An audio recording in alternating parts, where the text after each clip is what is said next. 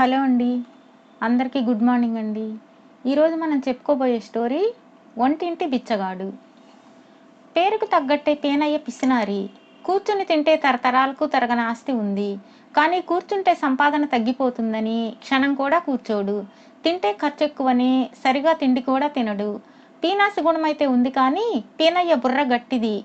ఏ పని చేసినా లోతుగా ఆలోచిస్తాడు. భార్యను జీవితకాలం పోషించాల్సి వస్తుందని ముందు పెళ్లి వద్దనుకున్నాడు. అయితే ఇంటి పనుల కోసం ఏ పని మనిషిని పెట్టుకున్నా పని సరిగా చేసేది కాదు. ఏమన్నా అంటే ఎదిరించేది.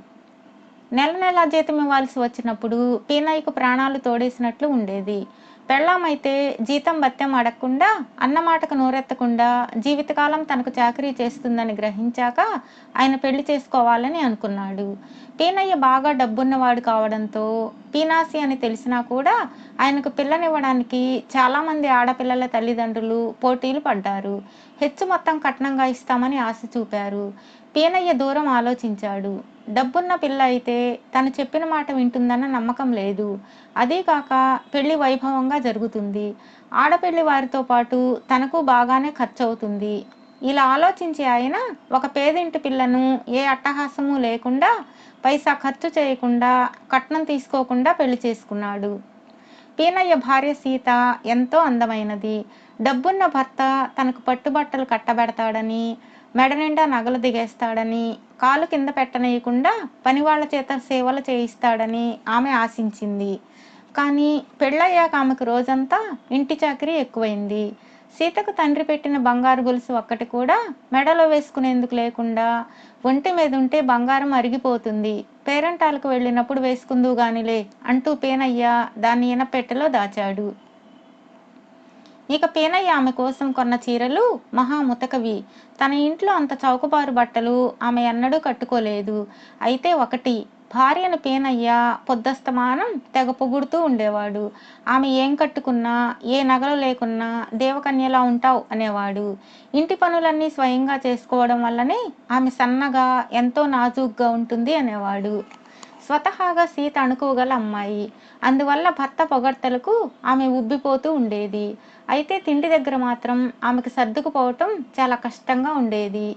పీనయ్యకు తిండి మీద ఎక్కువ డబ్బు ఖర్చు పెట్టడం ఇష్టం లేదు. అయితే సరిగ్గా తిండి తినకపోతే ఆరోగ్యం పాడై డబ్బంతా వైద్యానికి ఖర్చు పెట్టాలని భయం. అందుకని కొందరు ఆయుర్వేద వైద్యులను సంప్రదించి ఆరోగ్యకరమైన ఆహారం గురించిన వివరాలు తెలుసుకున్నాడు. వాటిలో చౌకగా ఉండే దినుసుల వివరాలు రాసుకున్నాడు.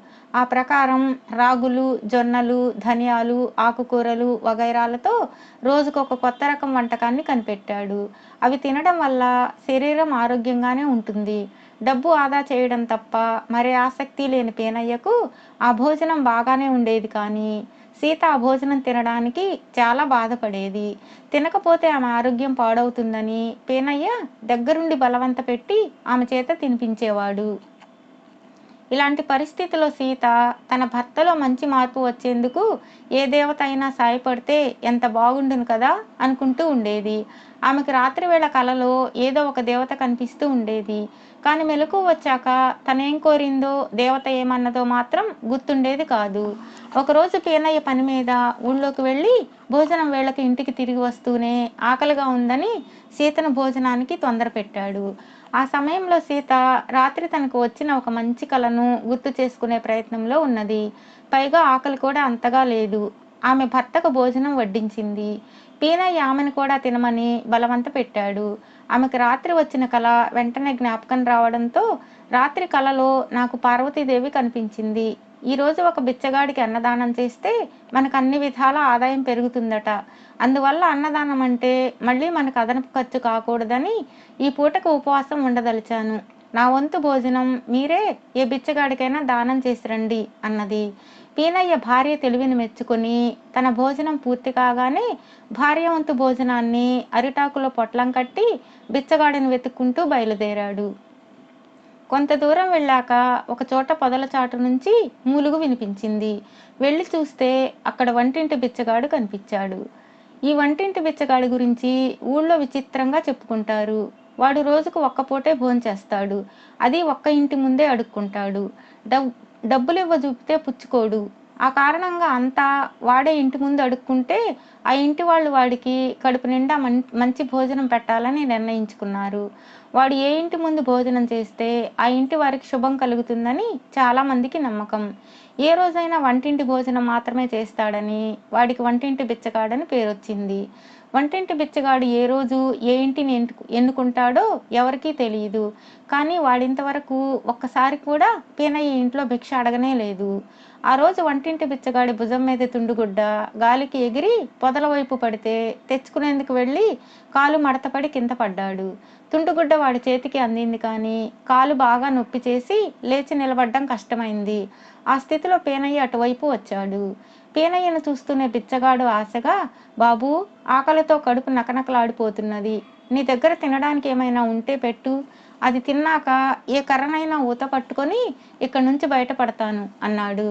బిచ్చగాడు ఎవడైనా దొరుకుతాడా అని ఎదురు చూస్తున్న పీనయ్యకు వాడలా అడగగానే చాలా ఆనందం కలిగింది. తన భార్య కల నిజమైపోతున్నదని ఆయన సంతోషించి వాడికి తను తెచ్చిన భోజనం పెట్టాడు.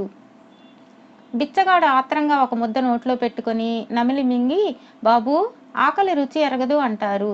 అయితే నా కడుపు నకనకలాడుతున్నా కూడా ఈ ముద్ద విషంలా కనిపిస్తుంది. ఈ భోజనం ఎలా తయారు చేశారు బాబూ అన్నాడు. పీనయ్య ఆ వంటకం ఎలా తయారైనది వివరించగానే, బాబూ, మనిషి కొత్త కొత్త వంటకాలను గొప్ప రుచుల కోసం కనిపెడతారు. మీరు ఈ వంటకాన్ని ఏం కోరి కనిపెట్టినట్టు అన్నాడు వంటింటి బిచ్చగాడు. ఈ వంటకం వల్ల ఆరోగ్యం బాగుంటుంది, పైగా ఖర్చు కూడా తక్కువ అన్నాడు పీనయ్య. అయ్యయ్యో, బిచ్చగాడినైన నేనే ఎన్నడూ ఇలాంటి తిండి తినలేదే. మీరు ఈ తిండి రోజు ఎలా తినగలుగుతున్నారు అన్నాడు బిచ్చగాడు. ఏం చేస్తాం, ఎంత చెట్టుకు అంత గాలి. ఈ జన్మకు నాకు ఇలాంటి భోజనమే రాసిపెట్టి ఉంది అంటూ నిట్టూర్చాడు పీనయ్య. పెట్టిన తిండి పారవేయకూడదని నియమం ఉండడం వల్ల బిచ్చగాడు నానా అవస్థపడి పీనయ్య తెచ్చిన భోజనం తినేశాడు. తర్వాత పీనయ్య సాయంతోనే లేచి నిలబడి అక్కడి నుంచి నెమ్మదిగా కుంటుకుంటూ వెళ్ళిపోయాడు. ఆ మర్నాడు సీత పీనయ్యకు మామూలు భోజనం కాక రుచికరమైన వంటకాలు వడ్డించింది.